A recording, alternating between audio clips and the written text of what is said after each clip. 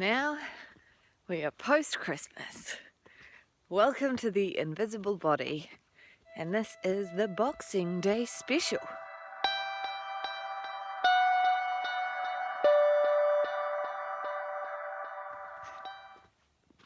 We have now gone through the celebrations, madness, craziness, food, family, all those various things, grief, anger, frustration of Christmas. And now we are out the other side.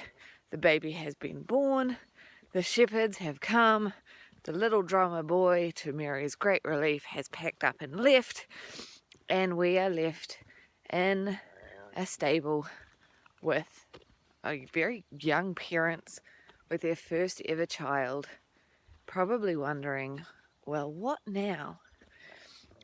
That's the question I think all of us need to take with us after Christmas. What now? What does it actually mean for us? There are a lot of people who go to church on Christmas and Easter and think that that is enough to understand their faith, if they have any, or that that will keep them in the good graces of God, because God only lives in the church building and he will see them turn up for these big celebrations and, will pat them on the head like a Santa Claus, actually, and say, well done, your present will be heaven. That's not really how this works, because it's not just the day that Jesus was born and the day that he died. It's actually all of the stuff in between as well. This is God incarnate on earth. And so after Christmas, we go, well, we're left with a very small child learning to grow and be wise and cared for by his parents, but not his real parents. Well, it's not his real dad.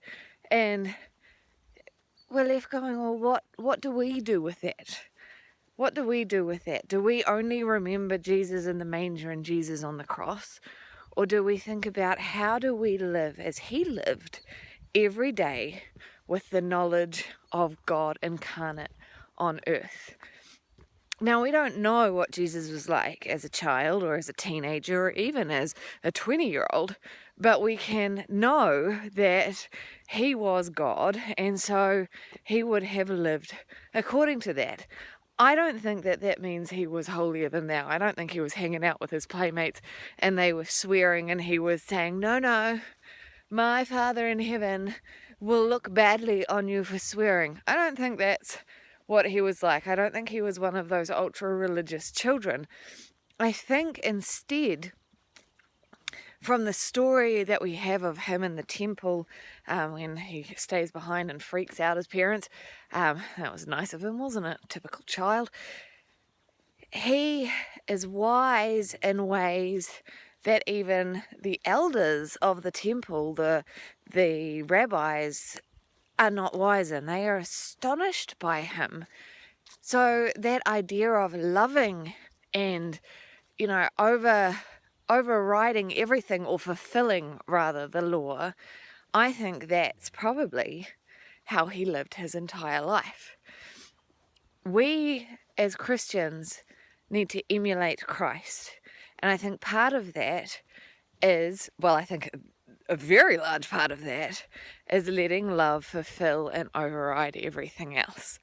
Are we going to be the ultra-religious ones that say no swearing, no tattoos, no drinking, no dancing, no whatever it is that is your no in life? Let's think about it and go, is that really the way Christ would have lived? Because I don't think it is. I would also challenge us to look at our church congregations and look at the people that we hang out with. Do they look like us? Are they the same socio-economic status as we are? Or is our church and our friend group also filled with poor, different cultures, different disabilities and abilities? Is it filled with people who are gay? Do we have teenage pregnant mums?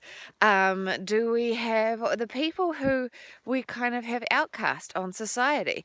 Do we have in our church an outreach to mothers and fathers who have gone through abortion? Do we have these things? Because these are the people that Jesus reached out to. These are the people that are forgotten or reviled, or the law of our religiosity tells us that we shouldn't hang out with, that are wrong, that are unloved.